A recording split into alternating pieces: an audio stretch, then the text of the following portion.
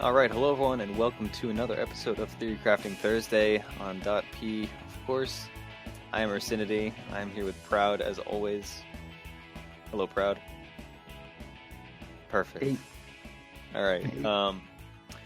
So it's a regular week in Dota. Ursinity, Yes, how's Dota 2 been this week for you? Dota 2 has been It's been good. pretty good. Yeah, some Pretty weeks it's good. cruel mistress, other weeks it's a little overly nice. This is Okay. a nice medium. Okay. Perfect. Another week where shit's average? Like, is that what's happening? This is like super No, exciting. No, it's good. It's been less average than our last couple weeks. Thank God. I've thoroughly enjoyed myself. I've maybe I don't know. Let's see, 8-2 I think is my Okay. score. So That's good. That's like 80%. yeah, It's I not going to get you a good job, but you didn't fail. yeah it'll get me a job. So I mean, Right. there's that. That's really all you can ask for, right?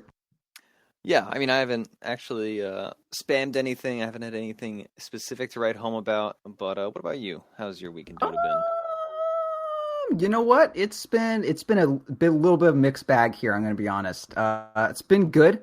My lone druid games have been good, which is really all that matters. I've been playing a fucking bomb ass Sven lately. Like my Sven is fucking on point. I mean that hero is fucking like crazy as shit. But I feel real confident with my Svenliness. And I played a Wraith King game that was dope. I really like that Oh yeah. hero. Yeah, Wraith King's good because we had random draft, right? So like a situation could arise where Spectre first pick wasn't the option. Like Mhm. that was fun As for it me. tends to I be. enjoyed that. Yeah, Yeah.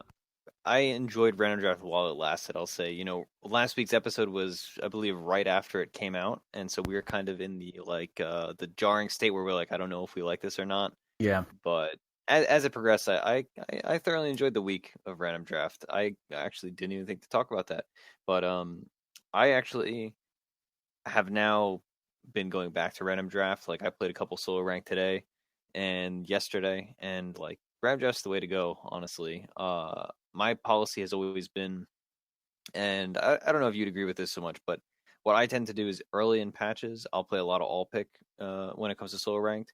And Mhm. then later in patches, I'll play stuff like random draft, not Yeah. captain's mode, but I because can I can see it.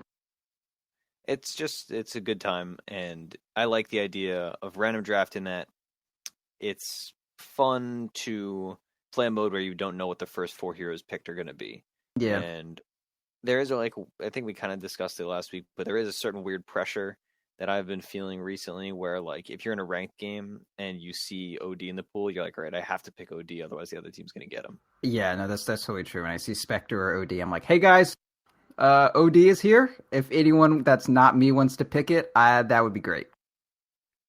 Yeah, that's exactly see, that's actually exactly what I type every game. Yeah, like OD is in the pool, Mr. 6K. That is on my team. I hope you notice that before they do. Yep. So So yeah, that's kind of what ruined random draft for me. I'm still glad that it happened, but at the same time, it was like, I posted this on Twitter, which you should follow me at Proud Dota. Fucking, it was like the whole fucking game was like instead of figuring out which combination of Invoker, OD, Sven, and Spectre was going to win, you just found out, whoever picked the two that were in the pool, they win. There's no, you yep. don't counter OP. You just like there is OP, and you pick it or you lose. Yeah, it's kind of an unfortunate side effect, but then again, I mean, it seems like we're gonna get that no matter what nowadays, and Yeah, that's just the sometimes reality of being late in a patch. sometimes you get that pool where I got Wraith King, where we had no OD, no Spectre, no Sven, no Lone Druid, no nothing. It was great. No Enchantress. Yeah, it was cool. Yeah. Like their carry was like a Slark, and I was a Wraith King, and we had a Viper against a Zeus, and we had a Slarter off lane. It was great. It was a fun game. Yeah, Yeah. I've also I liked that random draft. And I don't think this was intentional, so maybe I shouldn't like it, but I enjoyed random draft tended to have games with like larger variants. I Yeah. don't know if you noticed this too, but like for instance, in my random draft games, I had a lot of like each team would have one 6K guy, or each team would have like a couple like mid high 5Ks, which normally sometimes I get that in my pubs, but generally it's like, all right, it's all people within 200-ish MMR of each other, and that was nice. I played with the 6K Sven, who's just out of this world. I feel like that can be a mixed bag. Like sometimes I don't know, like their 6K picks core, and I had a game where I had our like 6K was like he was very polite, which was like nice in terms of my faith in humanity, but sucks in terms of like us winning because like Yeah. he didn't pick mid, he just let other people do it, and then we had like a 4.2K. Like I don't even know how the fuck this guy was in my game, and he like plays Zeus mid against an invoker. Oh no, it was against like OD, and he just like fed 10 kills like in his lane, and then we Yeah. lost. And like our 6K picked Invoker, and he like went safe lane, and we're like, why did you do that? He's like, well, that guy said he wanted to mid, and I didn't want to be rude.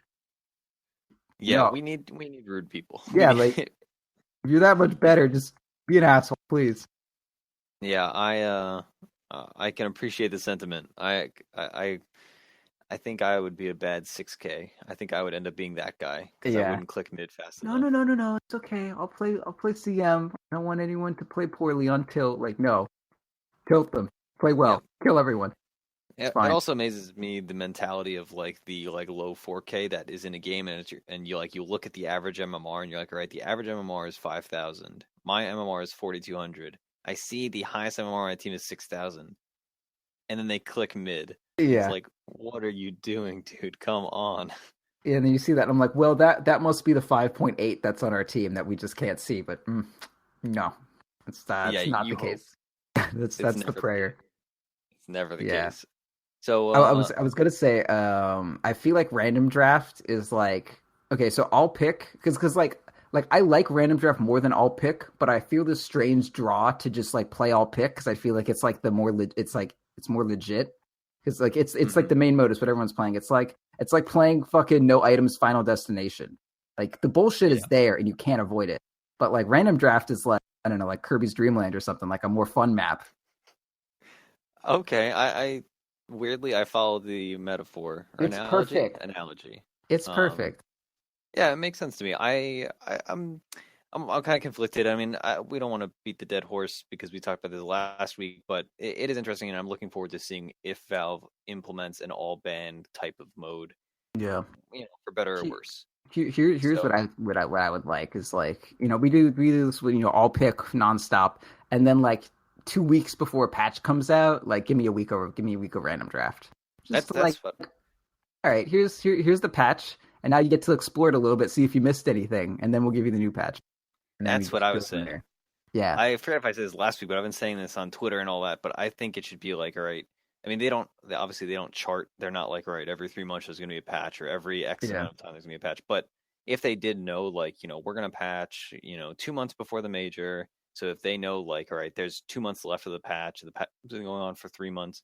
If they said, like, right, the first 2/3 of the patch, you can play all pick and in ranked, and then the last third of the patch is only random draft and captain's mode. I think that would be like the perfect medium, yeah. I like you would kind really of. have to limit how much of it, because like I mean as like it turned out to be on Twitter, it's like you can't actually practice if you're trying to practice something with all pick not available. Like Oh yeah, I mean, I it's pretty agree. shit. So like a week I'm cool with, but Yeah, but I there are always mean pros and cons.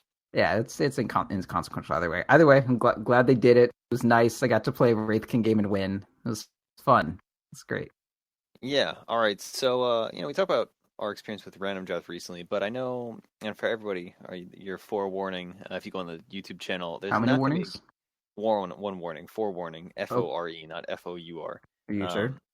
Um, I mean, we could make four warnings, but that seems a little redundant. And maybe even Yeah, like a quadruple negative, which I don't know what that's that would do. that's fair. Yeah. Anyway, we today are just going to be talking about captain's mode and talk a little bit about the mentality of the captain. Proud has some expertise in this, as opposed to our regular format, because in these I this have some expertise as opposed to when we normally have a format where there is none. yeah, exactly, Sounds like a exactly. fucking asshole. I don't have to like handhold you through this whole thing. All right, Yeah, you can handhold me. Um, we get to no, hold hands. yeah, well, as always, we're actually in the Right? same room right now. It's like a weird kind of prayer circle thing. Are we? Yeah, well, unbeknownst to you. Okay. I, all right, well. This is like going terribly for you. Anyway, keep going. Yeah, that's fine. That's fine. So captain's mode is a thing. I didn't actually play Yes. any of it. So Yeah. did you? Well, I didn't play any of the games we're going to talk about, but I also didn't play any during the ranked period. Did you play captain's mode when you're solo ranked, or did you only play random draft? So I said this I think last week, but when like ranked first came out, I played a lot of captain's mode, and then I slowly just lost really all of my will to live. And I've been slowly building it back, and it's not going well. Yeah, I mean that's a little more personal, but captain's mode didn't go that well for me. Kind of unrelated, but captain's mode also sucked. Um, like you can't. I mean, you can't look at these fucking people, dude. You can't. Yeah. They're gonna pick Legion Commander Jungle. If you pick them as support, like they're gonna die. Not like die as in like they'll play poorly. Like they'll just have like a seizure that they have to be helpful. So I captain's mode with 5 random people, man. No. Yeah, I have a similar sentiment. Some people, like, I was reading Reddit and Twitter, of course, as one does, and people were like, "Oh man, it's great! I've gained so much MMR. Like, I've had like the best thing. People make actual drafts." I'm like, the possibility that I enter a game and people actually draft and like go well, like the idea of that ever happens boggles the mind, unless you're like in some Eden where like 10 people who are all like sainted by the church are all queuing in South Africa servers in 3 a.m. Like that's the only way I can imagine 5 people on each team having a fun game of captain's Yeah. mode against each other. I mean, like the plus of it is like, if you're a decent captain, you can always guarantee you have a good captain, Yeah, which the other not team anymore. cannot. But since they made it so like high MMR always gets captain, and like my games always end up like 1 5K, it's like always going to be some random dude drafting. And like you can be 5K, it doesn't mean you know how to draft. And so it's just kind of a crapshoot. And I feel like you have no control over how the game goes. Yeah, so thing about captain's mode though, generally, we like to play captain's mode as 5 stack. You and I are on a well, more like an informal team. We do some stuff It became sometimes. formal. We're now signed up for a league, Oh yeah, that's true. League of I forgot I Legends. signed up for that. But yeah, so you and I was actually not there. We have a 6-man Yeah, roster. we had team practice, and Ursinity had to do some school shit because he's a fucking nerd So piece of if shit. anybody wants to talk about World War One era Belgium, that's what I was doing instead of team practice. I did a presentation today. It was fun. How'd it go? It went great. Well, good thing you skipped They practice made me then. go last because I was the best, and I Okay, stole the show. It was great. I made people laugh about war crimes, and that's a hard proud feat to do. proud of you. Yep, Proud of my little boy. it was a fun time. Eh, But yeah, so good. that's why I Thank wasn't you, at team Jesus. practice. But you were at team practice, so tell me how Yeah. it went. So we played. We got 3 games in. Originally, it was just going to be one because our mid player was really trying to get his dick wet. But big surprise, it didn't work out. So we A played Dota more player Dota. not succeeding. He's Oh a my he's god. a he's a cute young man, but looks like I don't actually know if that's what's happening, but he like loosely alluded to it. Anyway, we got to play more Dota. Is the point? Priorities. Yeah. So well, that worked out in my favor. I was Dota to that day. That was my Dota day. Yeah. So it was good. We had our good friend of the show. His name is he's known as Fafnir, as in like the dragon. Not Fenrir, Fafnir. We didn't have Fenrir. We had Fafnir. Kind of sucks, but we got Fafnir. Well, Anyway, close. and we had our good friend Skrunk, who, as you know, the infamous Skrunk, I think is his title still. Flub, who's been on before, and then Vafa, aka Sultan the Slayer, aka got to play more Dota because things didn't work out. So it was good. We went 2-1. I feel like this was kind of the first time that we were able to take us all together and like make, I guess, interesting drafts that worked together. Kind of like the biggest issue when you're trying to like draft around like a group of people is like it's not that difficult to like know what everyone's little bit of comfort is. Like obviously I play Lone Druid, and like this dude likes Invoker, and Flub is really good at like Earth Spirit and fucking roaming around and shit. And like all I ever have to do is give you Lena. But like Hmm. those all don't necessarily go together. So you need to find the different strengths that people have and like figure out how to combine them all and then turn that into a play style. Because like one of my other strengths, like I'm really fucking good at Spectre, but like our team does not, we don't play good. Spectre, man, those games don't. We need to stop picking Spectre. We have Yeah, not we won a definitely did game. not. We Can like confirm. not won a single game on Spectre Like my college team fucking never lost a Spectre game. Like that's like we had a mid player, he would die like 6 times in lane. Like I'm not even, that's not hyperbole. He was on Lena. He had 11 deaths before 10 minutes. Yeah. But we won that game because I'm a fucking bomb-ass Spectre. So we had to pick Spectre every single time because that's the only carry that wins when your mid dies 11 times. Yeah, but our team, no. So like, you need to be aware of that. Like, despite you having a bomb-ass Spectre, your team does not know how to play around it. Or you don't know how to play around your team with that Spectre. You know, don't always blame them, even though you're the carry and better than all of them. But still, yeah. So it was really good in that regard. We had some cool drafts. Some were standard. One was like super not, and we did some like weird laning configurations. And it was great, man. It was a good session. We were super hyped. The games were super competitive. We beat like a fucking 5-6K stack and stuff. It was really good. Sick. Maybe I should stop going to team practice more often. Yeah, Fafnir is really good compared to well, you know, I accept my place. We wanted to draft Lena, and I was like, shit, can we get, where's Sam at? Lena would be so good right here, but then we didn't. We turned our support into a carry into an aggro tri-lane, and it was awesome. All right, so talking about that, we're going to talk about the 3 specific games. We're not just going to ramble on for an hour with no. But I could. I mean, we could easily do that. I could. Okay, well, I mean, you specifically could. We as a duo certainly could. Okay. We're going to talk about 3 games. And I guess let's discuss like the actual, before we start into this, like the captain's mode mindset that you want to be in. Obviously, Proud is the captain of our team, and you know how that changes how you go about the draft, and maybe how you draft differently than other people. Yeah, there's a lot of different ways to do it. That's fair. So my kind of thought whenever I'm drafting, I feel like there's kind of like a continuum or like a spectrum on like how well you can go late game. Versus like how strong your mid game or early game is, right? Like that's some obvious ass shit that I just said. But like I feel like the benefit that you get from doing like absurdly well mid game versus doing very well mid game the line can be blurred by execution absurdly easily, and it's really easy to draft yourself into a way that like you automatically lose past 30 minutes and you only have a marginal chance of like, you know, winning if you play super well, like at 35, right? Mm-hmm. So as the carry player, our ability to take it late game is like the thing that I am most conscious of. Like if I can be like, all right, there is no chance that I can out carry this at 60 minutes. Like I fucked up the draft in my mind. So I never draft all in, except for the flatline special. Rest in peace. God bless. Yeah. Thanks, Banana Slam Jamma. Good job, dude. Yeah, dude. He stole our fucking. Okay, so we run the flatline special. I run it on my college team. Don't tell anyone. Well, I mean, we talked about it on the podcast last week, literally. Yeah, fucking Banana Slammer Jammer Dag. He fucking used it, and well, he made a shitty version of it that sucks. Worse. And then he won with it, and now it's a video, and it was in the college league. Like, what am I gonna do? Yeah, we lost. Or you lost. I lost. I got a game Saturday, man. Fuck.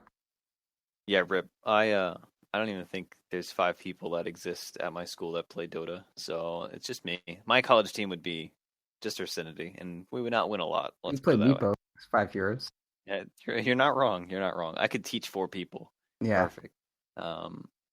Anyway, the first game I suppose we'll talk about, and I don't know if this is your first game, but this is the first game I wrote about. The one with Sven? There were yes, the one with Sven. Yeah. So I guess I'll just say the draft order, and you can stop me. We'll start out with the bands. Okay. The opening phase of bands, and kind of like what the process is between those. Okay, I didn't write down the bands, so it's all right. We'll see. I'm just looking at it in Dota Buff. Fucking poorly prepared piece of shit. I mean, I wrote all mine down painstakingly. Whatever, kid. Yeah, I'm gonna get arthritis because I have to write down all these drafts. Here we go. I guess all right, so we went. So like, okay, so we first banned OD, and normally like, okay, so the thing you're thinking when you have like first pick, you need to be like, all right, do we want the one crazy ass? Like, does getting one crazy ass hero outweigh them getting 2 crazy ass heroes? And if that's not the case, you need to ban the crazy ass heroes, so they have to ban the other two less crazy ass heroes. So we don't play OD. So even if we get OD, it won't fucking matter. So we're like, okay, like get OD the fuck out of there. They get our spirit the fuck out of there. We get Death Prophet out because fuck that hero, and they ban Lone Druid because they probably just looked at my Dota buff briefly. Yeah.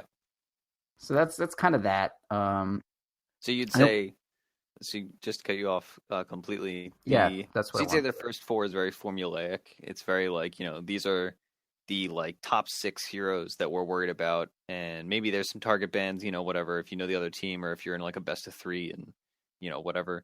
But you'd say it's very formulaic in that, like, there's the Earth Spirit, Death Prophet, OD, Lone Druid, Invoker, etc. Like, I don't even know if Death Prophet is that common anymore. Like, she's fallen off a lot. I just hate that hero. Like, Death Prophet can, like, in pubs, there are certain heroes that like can hit a point where the game becomes like unwinnable for you.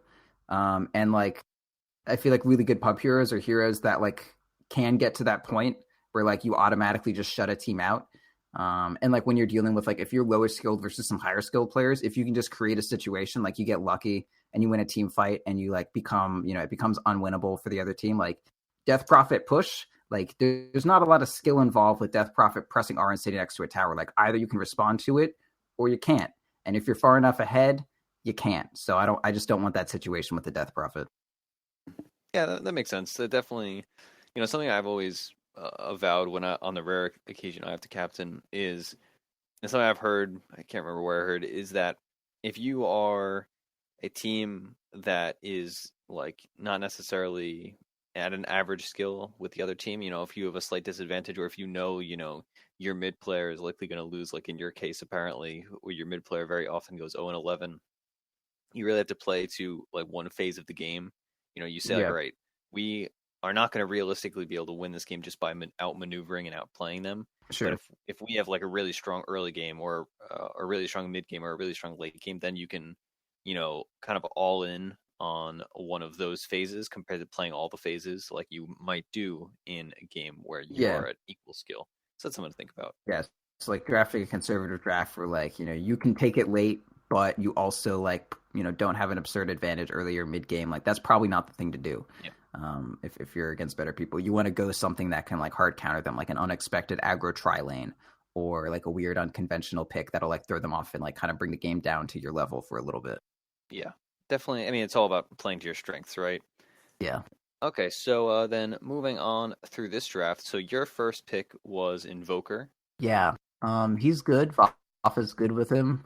Invoker is one of those heroes that can, like, Invoker's good at all stages of the game. Like when I pick, like I was saying, like I never want to pick in a way that makes the late game like impossible. Mm-hmm. So like Invoker, like even if the game hits 60 minutes, Invoker can still kill your carry, and control a team fight, and he gets better at it. So I feel like, I mean, he's a strong hero. Everyone knows it. Good pick, and he will never fall off. Yeah, and so they actually, I'm kind of happy, pleasantly surprised when I was watching this draft. I mean, obviously, it did not go as well for them as they may have hoped, but they first two'd Vengeful Spirit Nyx, and now Nyx is a hero I love. He's one of my most played, and he's a hero that I've actually had an insane win rate with this patch, and I'm sure many other Nyx players have had a similar experience because he's just so strong against Invoker and OD and Zeus and a lot of these other, intelligence cores that are very prevalent. It did not go quite as well for them as they would have liked Nyx-wise. But that being said, what do you think about the first two? One being the solid support Venge, that we've talked about this on the show before. Venge is like the perfect hero a lot of times to first phase. You can't go wrong with a Venge, basically. But Nyx Assassin, what do you think about the idea of like immediately just committing one of your picks to hard countering, or attempting to hard counter an opposing hero, like right off the bat? So if I were to look at their picks right now, if they didn't have any strong feelings about playing Zeus against Invoker, which is like kind of decently common, or PL against Invoker, which they may not have had practiced, they don't want to commit to their mid yet because they want to pick like a less high priority mid, so it doesn't make sense to pick their mid right now. With the threat of us picking good ganking supports because we hadn't picked a support yet. I think picking Venge instead of I think Lion is just better than Venge right now. kind of without a doubt. So if you do pick the Venge, you have to go a little bit more early game because like she's tanky, she can fight, she has an aura for like pushing that kind of shit. Um, so I kind of question the Venge, but like if you have Nyx and like Nyx does decently, you've got like a really aggressive team with Venge and Nyx. And then picking, I think the real reason that you pick Venge here, we were talking about this. Picking the Venge dissuades the Void. That way we can't get Invoker Faceless Void, which is a really strong combination. You know, dropping a Meteor or a Sunstrike into Chronosphere is really strong. So you can pick Vengeful Spirit here to stop us from getting Void, and then you do the Nyx Assassin, or maybe not stop Void, but like kind of, you know, dissuade us, make it not a good pick. And then you pick up the Nyx Assassin, and that deals with the Invoker, and then you can play Nyx as like a support or a core. So I think it's decent. I feel like they were kind of put into a bad situation when you're already having to draft two of your heroes around their first pick. It doesn't seem ideal. Yeah, I definitely agree, and I'm always kind of conflicted when I see these kind of first twos where, you know, there's a certain kind of thought process where you're like, right, we're first two is Venge, which is a contested hero, right? That's a fine pick, whatever. But Nyx is a hero that, you know, you don't think is going to be banned. So, like, Yeah. in an ideal world, you could pick, you know, whatever other, like, higher priority hero you're thinking of, and then save the Nyx pick, and then pick that second phase, probably not last pick, but, Yeah. you know, that's a hero that's safe, I suppose. It's not like a highly contentious hero, and Sure. it's not a hero that we see often enough as a counter to be worthy of a ban compared to some of the really high priority second phase bans and first phase Yeah. bans. I feel like this must have come from like they didn't want to pick anything else that you can pick first phase, you know? Yeah. Like they could have maybe picked Bat if they wanted to. That's all I could really see. But like if I think the real pick for them would have been Sven, but if they didn't want to play Sven against Invoker for whatever reason, I can see that. Maybe some people aren't as quick to get on the Sven train, but there's a team later on that first picks Sven, and it works out pretty well for them. And Sven worked out pretty well for us this game too. So I feel like Sven is a first pickable hero now. Yeah, I agree completely. I mean, he's not like he can like kind of be countered a little, but he's not like, you know, he's almost always a good hero. That's basically the idea. Yeah, So continuing on to the draft. So your last pick first phase is Lion, and we already kind of went over that Lion. You that know, line can't go is wrong with really Lion. fucking good. Yeah, Got two the disables. I was- He can zone in lane. It's good. yeah, I was gonna say like the motto of Theorycrafting Thursday has basically become when in doubt, pick stuns, and Yeah. also when you're sure, also still just pick a bunch of disables. Yeah, I was like reading a thread and someone was talking about how like I don't know, just like a bunch of people giving shitty draft advice, you know, like 2K is telling pros how to play and they're Of like, "Hey, course. just draft more stuns, XD." It's Yeah, like, well, you basically know r what? slash Like, true Dota you 2. know, yeah, normally having stuns that's like if as far as like brain dead strats to go, the pick stuns one is pretty good. Yeah, it's there's like a certain like elegant simplicity to drafts where it's like, all right, we picked five tanky heroes and they can't kill us, or oh, we picked five heroes and all of them have stuns and some of them have multiple stuns and they can't deal with us. Yeah. Or you know, You can hit those kind of like we were saying before, like a game state that you can't outskill. Like if they're disabled for most of the game, like they can't really exercise how much better than you they are. So yeah, it's pretty idiot proof. So you know if you are 2K, don't know what the fuck you're doing. Draft a lot of stuns and use them. That using them is the big thing. You got to use your skills. yeah. I mean, a 6K player that's stunned is the same thing as a 1K player that's stunned. At the end of the day, you know, What just a punch 'em. beautiful sentiment. Yep. All right. So moving on to ban wise, let's just talk a little about this. You banned, so you had first ban in this phase. It was Zeus, and then they banned Spearbreaker. Then you banned Spectre, and then they banned Slork. So Yeah, Zeus Spectre, this is a combo. You know, famously people always complain about like, oh, people pick OD Omni. Oh, what a combo! But Zeus Spectre actually has a higher win rate, and in many people's opinion that have come around is like way more cancerous and way more like OP. I don't necessarily like that term, but it's an incredible combo. So more you felt abusable. abusable, yes. It's hard to go wrong when you do like a billion global Yeah, damage every 2 minutes. sure. Um, so you think There in this, wasn't. It wasn't that much to the Zeus. It was just we have Lion. We don't want Lion to die in half a second. Yeah, Zeus is just annoying as fuck to play against. Like if you have a good player who starts doing well on Zeus, like that can create a state where you have no control over the game and you just need to yeah, cower in fear. And like it Nyx plus Zeus global ulti, like that's not a world I want to live in. yeah. And so I'm always let's see, what's the word? I'm always torn when it comes to banning combinations. In that, like, do you think banning both these heroes makes a lot of sense, like in retrospect, or do you think you could have gotten away with like, all right, we banned Zeus, so even if they pick Spectre, it's not going to be the end of the world, or oh, we banned Spectre, so they're probably not going to Spectre Zeus, or do you think it's worth it to just commit both bans and just say like, all Um, right, it wasn't even a thought of the two together. It's not like we're like, oh, okay, let's ban Zeus so they don't get the two. It was just like we fucking hate Zeus. And then like also we don't play that well around the Spectre. Let's not lose to a Spectre. Like he's a good hero. People are super hype on, or sorry, she's a good hero. Spectre is female, and people are hella hype on Spectre, and we didn't want them to abuse that. And they're already locked into potentially an offlane Nyx. So if they do go with like offlane Nyx, they're not going to have very strong late game. So if they don't have a hero like Spectre, it's going to be kind of hard for them to go late. So we decided to take out the Spectre and force them to like because they didn't pick Sven first phase, so maybe they're just going to ignore it. So we figured, okay, like let them not pick Sven or Spectre, and then they like ban Select after. So like what are they going to do for the carry?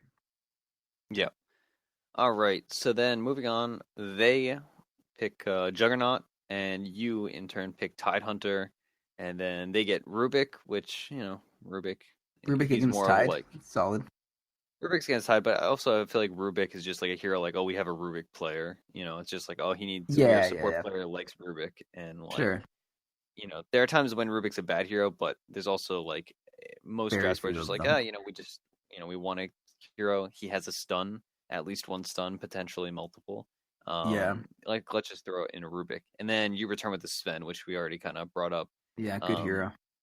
what do you So think about this kind of trading of they get Jug and then you get Tide and et cetera, et cetera? I think picking Jug when Sven is in the pool is fucking stupid. I think that's a fucking stupid thing to do. I like your, Cause I appreciate your directness.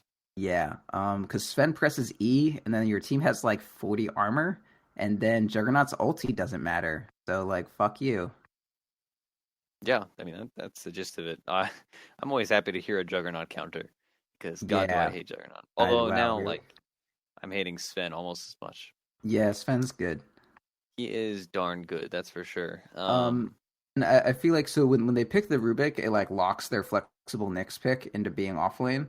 So I feel like that they may have gone a little too hard, but then again, that's me saying like you can't sacrifice your late game because it'll won't work and you'll lose. Yeah, And yeah, but they did, and it didn't. It didn't actually go that badly for me. Or for them. It's just that Flub is a fantastic rotator. yeah. So, Tidehunter, I mean, I feel like we can just give like a couple sentences on this here because boy, Tidehunter, he is good. That is my Yeah. full sentence on Tidehunter. I So like him.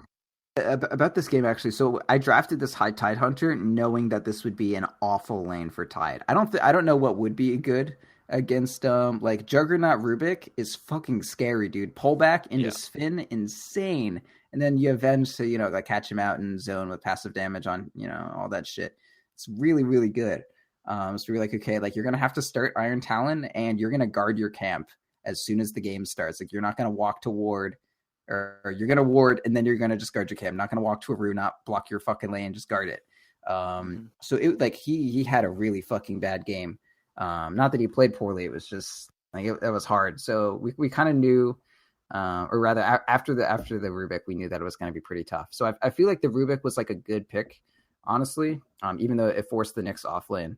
And I feel like overall it was a pretty good reaction to the Tide. Like the lane became impossible when Tide has shit farm and isn't getting levels. Like that's some ideal stuff. If you can actually pull that off, that's really good. Right. So, then moving on draft wise, they ban Lich, and you in turn ban TA. Do you think they ban Lich thinking, they have such a strong tri lane that you may draft some kind of, dual lane just to kind of counteract how strong their tri is by saying like, all right, Tide would lose this lane. So we're gonna run Tide and Lich, something like that? Or do you Yeah, I think it's just think like, hey, we want to have farm?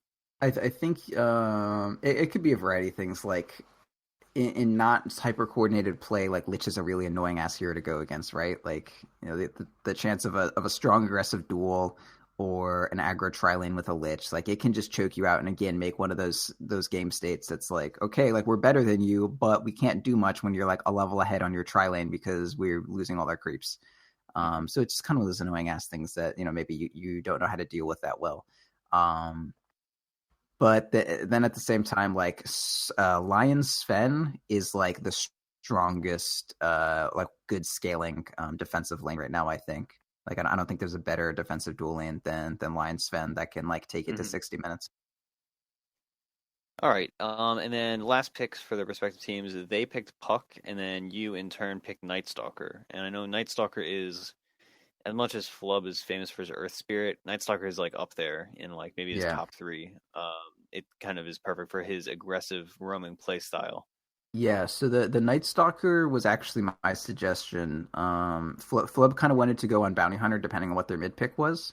Hmm. But once we saw it was a puck, we were like, okay, Bounty Hunter is not the thing to do against a puck. Yeah. So yeah, we just wanted something to like. Okay, so like when we saw the puck, we're like, okay, they're so fucking all in. Like their offlaner is a Nyx and their mid is a puck and their carry is a Juggernaut. Like if they don't win in 40 minutes, like we're set.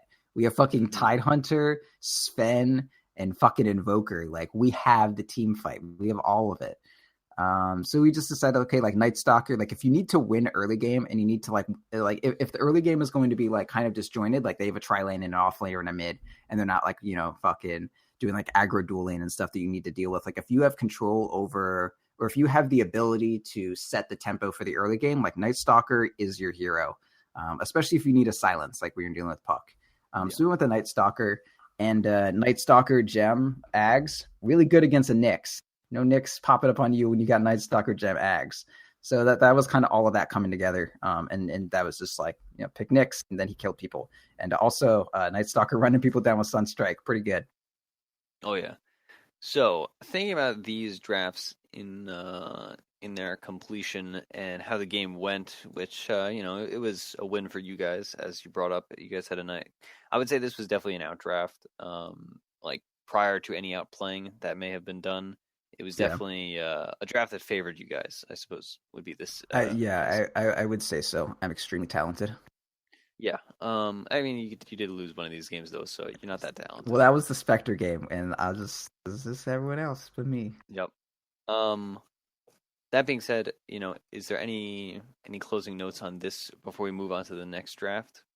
Yeah. So I mean, they did really well early on, honestly. Well, one of the things about us, so in the middle of the draft, okay, so like our early calls was like, okay, this is gonna be a really hard lane for Tidehunter. The only way he's gonna be able to farm is his hard camp, and because of that, and how obvious that is, and the fact that these guys are like 5K and 6K, they know, so they're gonna try to ward your camp. So like we fought a lot around his camp, like before creep spawned.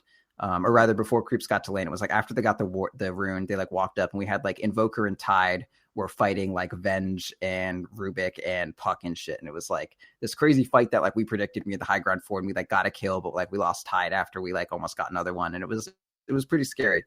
Um, but it was good overall. So like it's really important to identify like what is going to happen 2 minutes down the line of the game and like what you need to do to put yourself in a favorable position there. So like knowing that our tide's going to have a hard lane, we then know that we have to protect our safe lane camp, and we then know that they probably are going to want to fuck with our safe lane camp.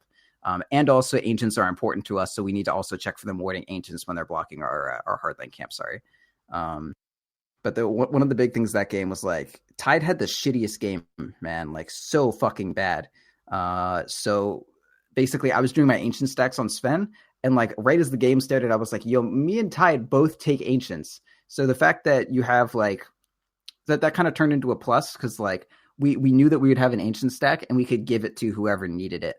So Tide was able to Yep. get that and get his mech like immediately. So just like being aware of who is going to farm where on your team. Like Sven can jungle. Lion is going to want to take lane farm at some point to get like his 6, and Invoker can jungle and lane farm and do a little bit of split push. So like identifying that your cores, like you don't want to draft anti-mage and lone druid because they both want the jungle. You want Spectre and lone druid because Spectre wants lane, lone druid wants jungle, that kind of thing. So just being really aware of where your cores are going to get their farm from. And like aware that you can give your Lion 6 to get lane, or give your Lion lane to get 6, and your Night Stalker isn't also going to need to have lane to get 6 and that kind of thing. Just make sure that your guys don't overlap the places that they need to get their resources from in the first like minute. Yeah, I think that's kind of a very important flaw we see in a lot of drafts, whether it's just in pub games or in like amateur drafts. In that sense of overlap, right? I think it's important to realize, and everybody kind of intuitively knows this, but Dota is not a game about picking 5 strong heroes. It's about picking 5 heroes that are strong together, which is a very important distinction, right? If you have the 5, this is of course hyperbolic as an example, but if you pick the 5 like top meta cores, who cares? Because they're not going to be able to farm, right? You need to mix and match. And similarly, how you wouldn't pick 5 cores, you don't want to pick 2 cores that are using the same ancient strat, or 2 cores that are both going to be relegated to the jungle, or 2 cores that are me split pushing. If you have a Nature's Prophet and a Tinker, you're going to have a bad game for one of those people or both. It doesn't turn into incredible split push that turns into redundant split push where you're just like, all right, Prophet and Tinker are in the same lane doing nothing. Great. Yep. And then like you also have to be considering like, all right, if we lose map control, how screwed are we going to be, right? If you have two cores sitting in base that can't fight because they can't access their jungle, then that's much worse than having one core that's able to fight, or one core that's able to go and take ancients, or one core that's able to split push, etc., etc. And that's these are all the kind of things you got to think. Whenever you pick a jungler, like if I have a Chen on my team and something goes wrong and I'm offlaning Lone Druid and my lane is like dog shit and someone wards my camp, like you can't do that. You can't like play a Lone Druid with a Chet unless you've got like a safe lane for one of them. So just kind of look at your draft, consider your options, and ask like, if this goes to shit, does my recourse actually like does it pay out for me? And if Tide's lane goes to shit and he has to be in jungle, like Sven can still be stacking the Ancients for him. So although it's a little redundant, there's also a recourse that we're like, yeah, it's redundant if things are going perfectly. But if things aren't going great, then it can be more of a safety net than a redundancy. So it's not always so cut and dry. But just kind of think about, when things go to shit, what is my life going to look like? Who's there for you when you're down and out? That's your real friend. Perfect. All right. So now moving on to this next game. This game was the one with you on LD. I don't know if you have that one pulled up. Oh, always. All right. So there would be many games to pull up. So this one is really cool. I just want to let everyone know in advance that I like this game, that I drafted and won, if that was ever in contention. So, to go through it linearly again, I suppose. We'll go through this one a little faster.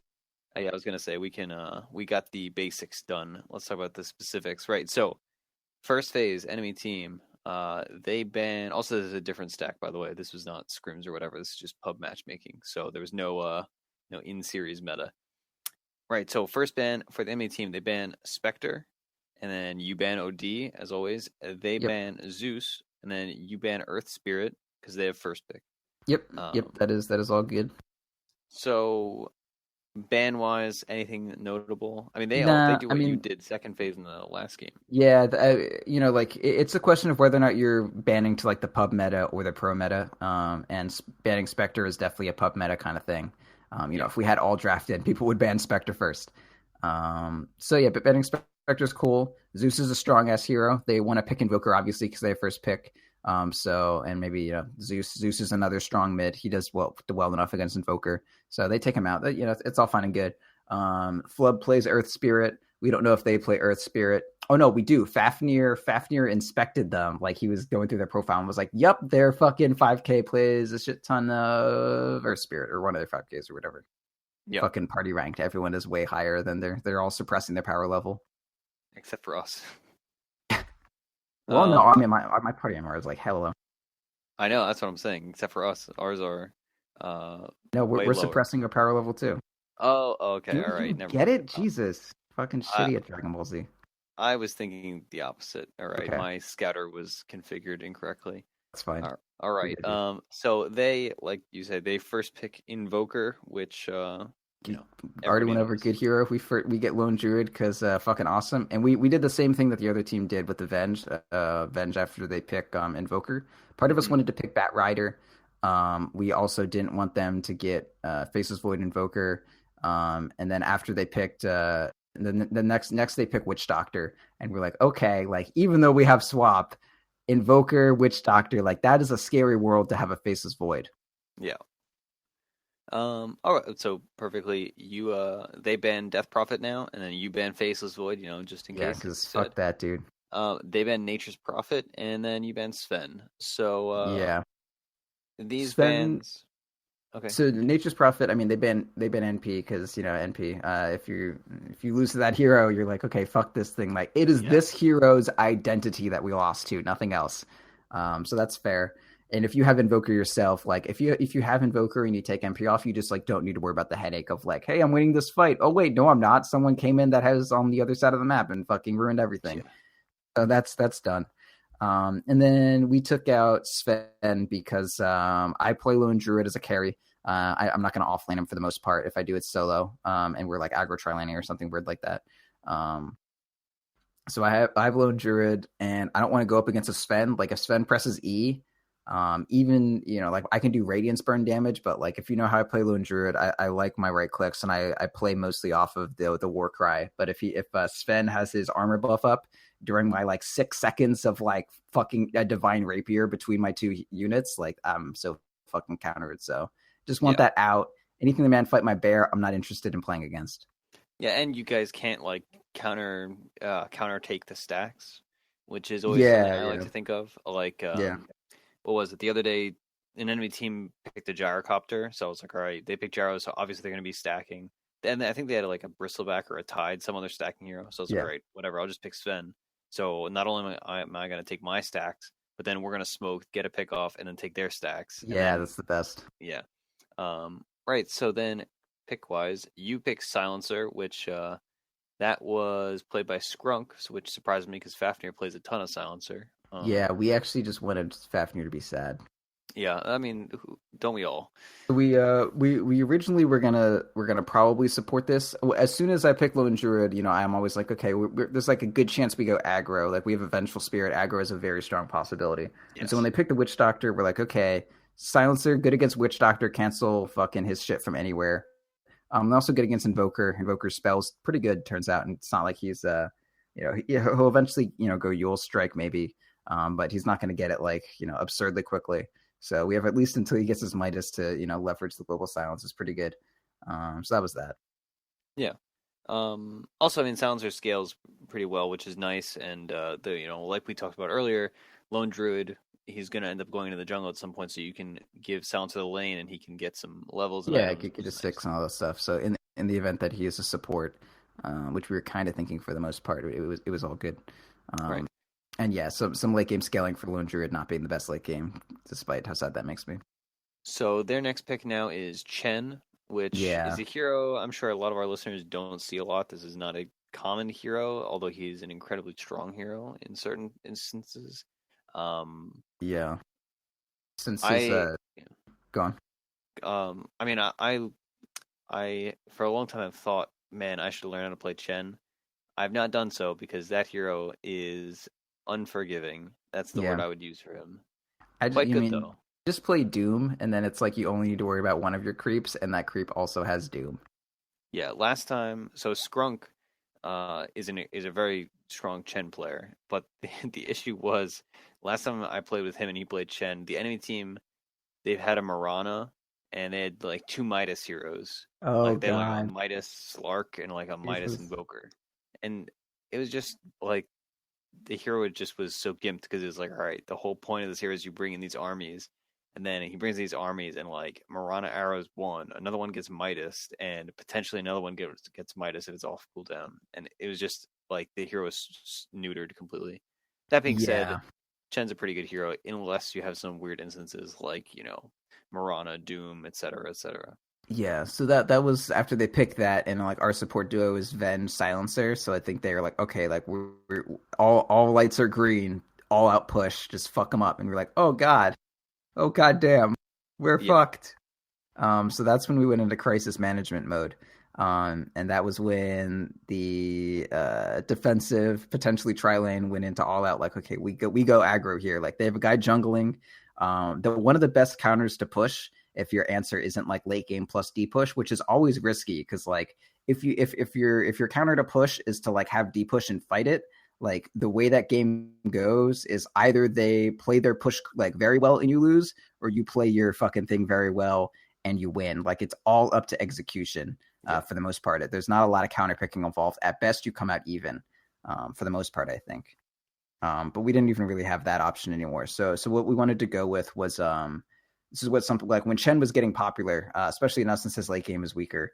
One of the better strategies for push is to just never let them put the pieces together. Like your $200 Death Star Lego model is great, but if I like shred the directions and then like smash everything you've put together so far, it's like really hard to finish. Yeah, that's a painful analogy. Just thinking. Yeah, All right, so you counter then with Undying, and then they do the obvious, anti-Undying pick the Gyrocopter. yeah. Um, We so we were Un- we were thinking they were gonna go Jug and just have like all out AOE healing because Gyro's kind of out, but I mean Gyro's good too. yeah, Gyro is a consistent hero, I suppose. He has that going for him. And if you're gonna go all out push out of the game, Gyro's a pretty good option. Yeah.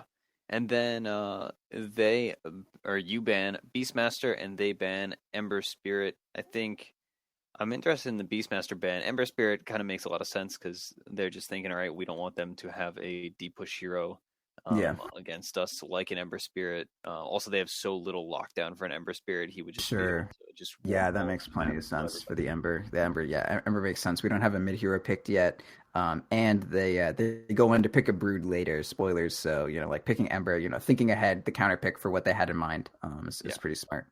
Our Beastmaster ban was mostly just like, if they have that attack speed aura and like Beastmaster is able to like beat Lone Druid in lane potentially, like if he gets two boars and I don't know, maybe I don't have my Quelling Blade or like my bear is just perpetually slowed and I can't do shit. Yeah. It can be kind of scary. And just like having all that vision and again the attack speed aura with all those creeps, that there's like the potential that they kill a tower before we even get in place to react to it.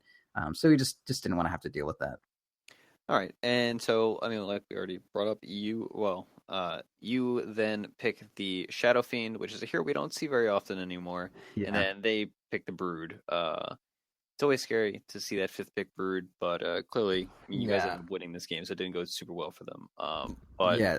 So the Shadow Fiend I think was like the most interesting part of this draft, and then the way it ended up running was pretty strange. mhm, But yeah, so we were like, okay, like Vafa is really good at Shadow Fiend, and he knows Invoker very well, and he thinks he can do decently against Invoker in lane. Picking Shadow Fiend, like they don't have the best ganking supports, especially for aggro tri-laning.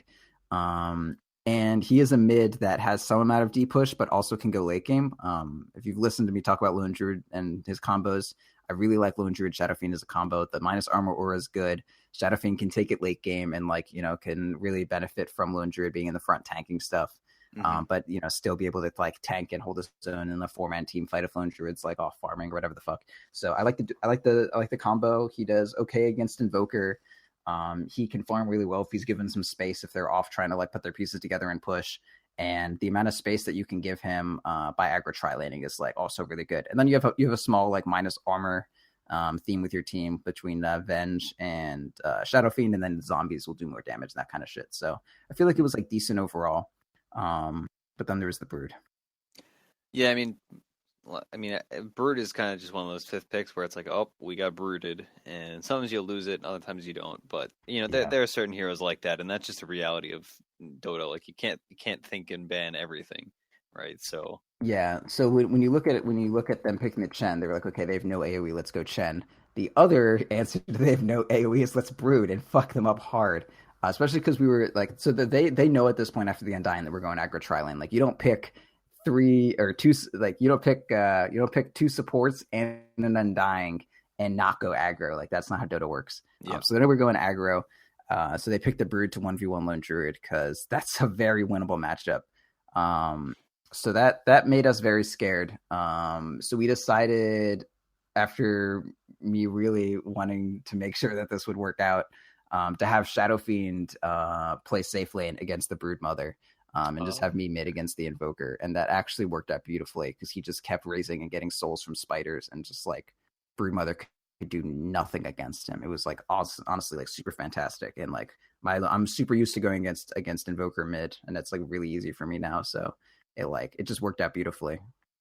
right. So I think that's like a really important thing to think about, whether it's just talking about it in general or specifically in captain's mode, where you're gonna be a little more organized. But lane swapping from like the get go is an incredibly important thing to do in a lot of games, and there are plenty of games that can be both won and lost by either lane switching or not lane switching.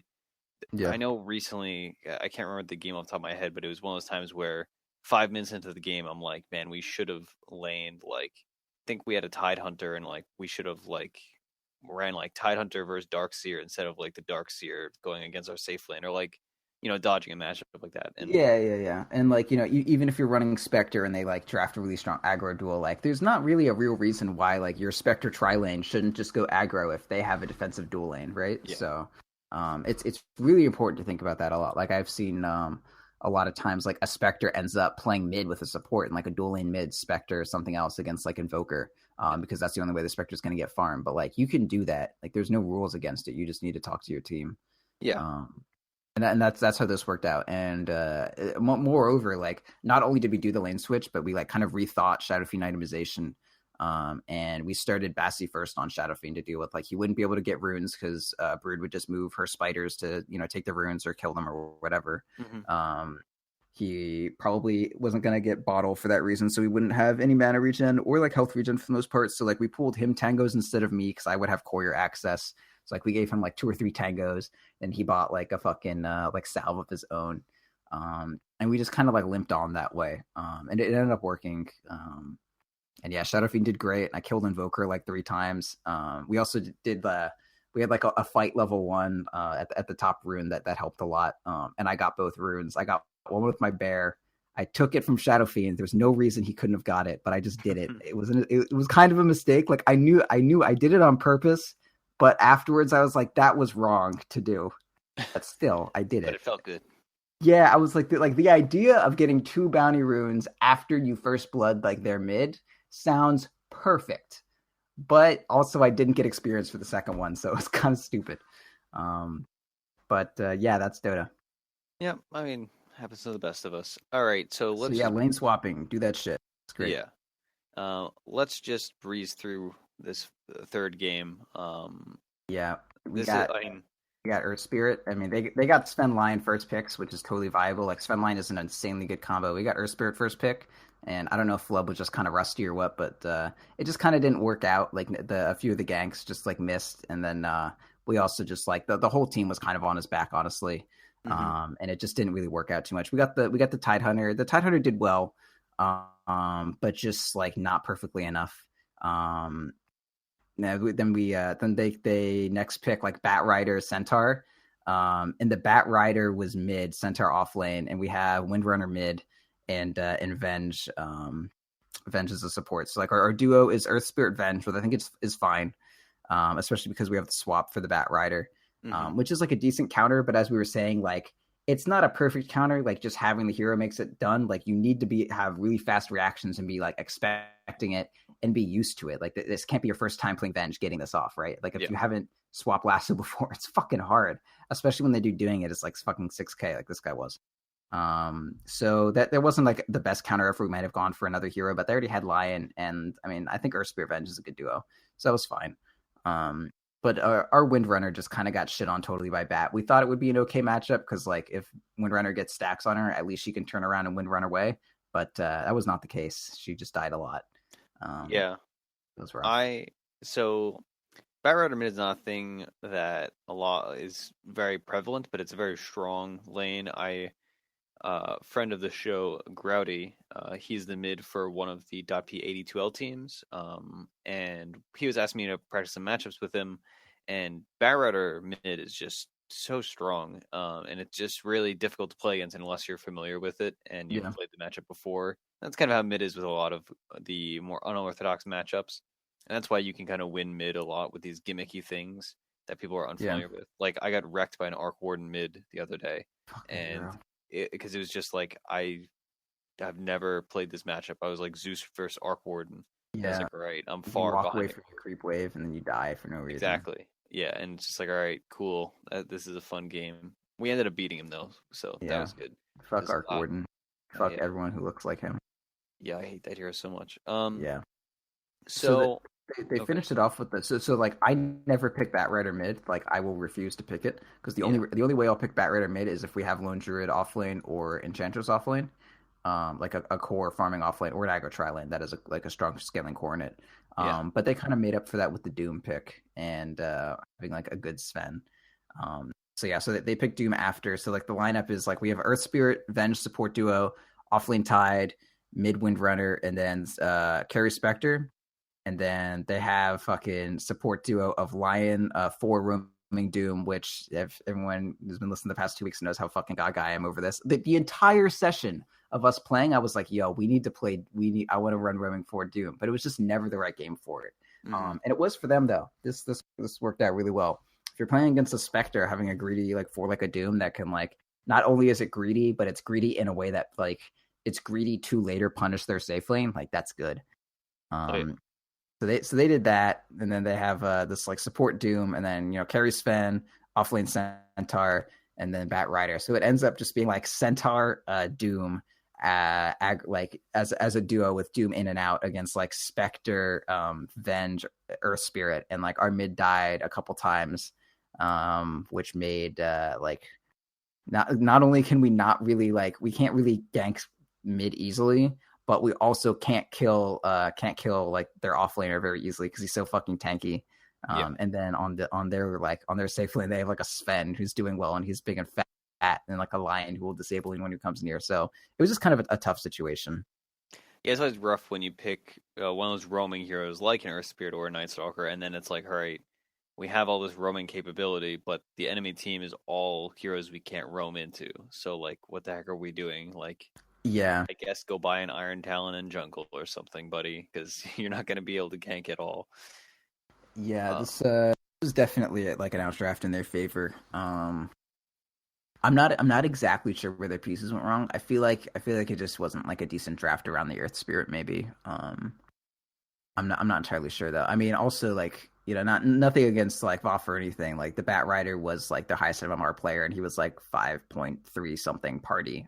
Like we only lost like 20 points or whatever from this, but is that high party is probably pretty decent. Solo. So, and he was the mid player on their like whatever 5K stack. So he's pretty decent.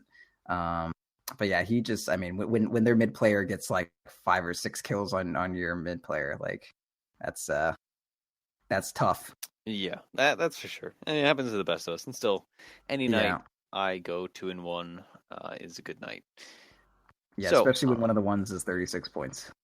oh wow, yeah, That was a Sven game with those like fucking 5-6K stack. That was honestly a really good game. Yeah, I love that game. That was like back and forth nonstop, super cool. nice. All right, so before we go into the plugs and stuff, do we have any like closing notes, maybe advice for 82L captains and stuff, aspiring captains, etc., people that are Make working? sure make sure your farm sources don't overlap. Never sacrifice never sacrifice your late game. Like never put yourself in a situation where you have no chance late game. Like if you Hmm. want to have really strong mid game, at least draft a shit ton of team fight ultis where like as long as you hit all your spells, like have a black hole. Like if you're gonna go all out, at least have a black hole. That kind of shit. But yeah, I think it's wrong to never have a late game because that we beat a 5-6K stack for 36 points because they didn't have good enough late game despite being like really far ahead early on. Hmm. It's really easy to create an outdraft like that. If you want to beat someone better than you, run an aggro tri lane. Aggro tri lanes are great. Just run those honestly. Like if you can get the other team off their plan, which an aggro tri lane always does, like you win like 80% of those games. Yeah, aggro trends are awesome. We've been seeing those a lot in the in-houses, which has been nice. If you don't have an off laner, man, pick an aggro tri lane. That's the strat. Yeah, I spent weeks casting and advocating for aero trialians, and now people are just they're wising up and they're seeing, hey, we just run three heroes at people. We don't have to pick an offlaner. It's like, right, they get tied, we can't get tied, so what the heck do we pick? You either pick Darkseer or you pick an aero trialian. If you can't get tied, your only other option is to aggro tri-lane because Yeah, the only offlaner has been taken. So like, what are you gonna do? yeah, Dota 2. All right, so I suppose that's a natural point to work off into our plugs. One particularly special plug. So the most natural plug though is to talk about the in-houses. This is the last week of the in-houses as this episode is coming out on what will the date be? April 7th. Oh, April nice. 7th, the I didn't know you had a Thursday. calendar. I do. It's my Proud of computer you. has one. It's new, Nice. top of the line, state of the art. Um, April 7th is the second to last in-house, and we're ending this Saturday, the 9th. And so show up. This is your last time to get some dot points, get entered. We're giving away $150 of Steam gift cards and I'm sure other random things. It's a good time, show up. It's fun. The more important plug that we're going to talk about just briefly because you'll be hearing about it, I'm sure, constantly. I'm sure Roland made a 15-minute video about it today. It was exciting. We are currently in the process of running a GoFundMe page for friend of the show and contributor to us, Captain Silverfox. And really, the crux of this is, well, I suppose I'll ask you a question, Proud. You know what Okay. sucks? What sucks for .p? Our shitty ass fucking website. That, yes. So our website currently, it looks like I don't know. I've been comparing it to like 10th grader in a web design class would have made something like this. I don't know who actually made it initially, but it has not been updated ever. And as .p grows as a community and as a podcast, it's only natural for an online community to have a nice website. And the best way to do that is to have someone who's A, both involved in the community, and B, a very smart guy who is, he Just is the a, best. Great, yeah, great. Just the best. and he offered to do all this for free. He said, I'm talented at coding, et cetera, et cetera. I know nothing about computer science, so people are going to make fun of me. But he has the practical know-how. He's like, I'll He's just a do it for hacker. free. Yeah, he's a hacker. He has the black screen with all the little green numbers on it. Yep. Um, but He's but got gloves and fingerless gloves that he types with. yeah, they might have lights on them. Yep. He uses fancy words like RAM. Um, any anyway, he said, well, we'll do this for free, but that's just that's uncouth. And so what we're doing is we're contributing to him, trying to raise some money so that he can go and get like a proper certification and go to a boot camp for Ruby on Rails and become a real professional. He's not currently working in this field that he should be working in outside of like odd jobs. So Yeah. you know You, we're you don't know how it is. Self-taught programmer, you fucking have all the like you can do all this shit, but you don't have the fucking piece of paper, so it doesn't really help out, which yeah. sucks. Like, that's bullshit. Yeah, that's unfortunately that's how schooling works. Yeah. And so we're trying to raise the money so that he can go to school and .p can profit. So even if you don't know Cap, you know .p, and you want us to have a nice website, you want to go out and buy .p t-shirts, you want to contribute, etc., etc. This This is the isn't way we like do it. it's not like he's going to fucking it's not like 3 years of college or whatever. It's like there's like a boot camp. It's 12 weeks, gets it done. He makes us our website, which is like his project for it. So, we give him money so his like family can eat food while he like isn't at a job and fucking learning how to make us a dope ass website and like remake a fucking life for himself, which is fucking awesome. Yeah, So he'll do that and then like we'll radically improve the quality of someone's life and get a fucking awesome ass website out of it. So like, it's a I win-win. just got my tax return back. I'm giving $100 of it to this fine fellow. So you get your tax return back. Give it to him. He's great. He's a Yep. good guy. P profits off of the government. Give us all your Yeah. tax returns. So Legit you though, can. like this is fucking important. This is super cool. I like Oh it. yeah. Do it. This is it's also it's something good to rally around as a community, so we're all looking forward to it. Really, donate $1, every dollar counts. We're very appreciative. And so you can find that on gofundme.com/Travis on Rails. I'm sure it's all over the subreddit, the website, etc. If you're looking for a link, if you can't figure out how to spell Travis on Rails, since it's a GoFundMe, all this money is going directly to this his schooling and that. Oh So yeah, .p is it's not taking called any cut. Code Core. It's like legit. This isn't we're not fucking hustling. It's legit. Yeah, It's Code we're not Core. sending him to Fucking like the awesome. .p school of Okay, code. Yeah, it's a very official thing. You can look it up. I'm glad you brought yeah. up the possible fraud. Yes. Just in Um, case. Well, now if the thought wasn't in your head, it is. So that also is another path you could go. yeah. All right. So you should contribute to that, and like I said, I'm sure we'll be talking about it at length in future podcasts, etc. It's going to be running for a month because the nature of any school, it has deadlines, and the spot has been reserved. Roland he sweet talked the CEO, and he he's done a lot of work for this.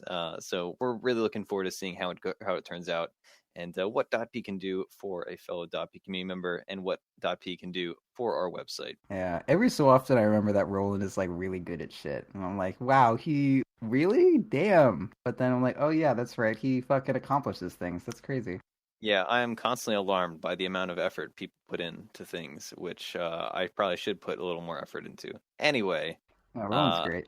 we've got some other plugs. Don't tell him that though. He doesn't listen to this show, so I like, mean, yeah, I can only like I shit on a person like 90% of the time. I gotta like be actually like honest and consistent kind and like just do it once in a while. 100% of the No, time. come on, you don't have to do that. All right. So we've got some other plugs to go through. They're a little less important. I won't grandstand quite as much about those. YouTube.com/.ptv1. That's where you can watch normally our videos.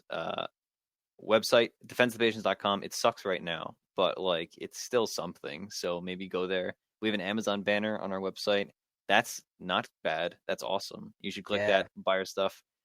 You can't click that and go to GoFundMe, but if you could, that would be cool. If you need stuff, buy it on Amazon through our banner. We have Twitters. I'm at Ursinity. It's very simple. URSINITY. Proud at Proud Dota. No underscores, no nothing. Yeah, I We already are gave that one a little plug, so you gotta give me a little raise for that. yeah. Oh yeah. I mean, double the plugs, double the fun. Right. There's a innuendo there somewhere. We have a subreddit r/defense of the patients, an email defenseofthepatients@gmail.com. That's there are plenty of ways to get in contact with us. Basically, that's the gist of it. In-houses, like I said, they're ending soon, and we have a Patreon, patreon.com/defense of the patients. I mean, normally we would talk more about the Patreon, but the GoFundMe is a bit more important. So uh, both good things. All about contributing to the community and growing Oh, with .p. you can also text me at 1-800 cute boys. Yep. He's actually multiple boys, which is the weird thing. It's a whole like multiple personalities business. When people are a whole lot of women, I'm a whole lot of boys. Yep. Perfect. All right. Well, on that note, this has been Theory Crafting Thursday, and I've thoroughly enjoyed it. Hopefully you have too. We didn't really theory craft anything this time, but we talked about drafting. So remember, in the future, it's our drafts, but if you mess them up, it's probably your fault. Oh my god, that improvisation, dude. I'm so proud of you right now.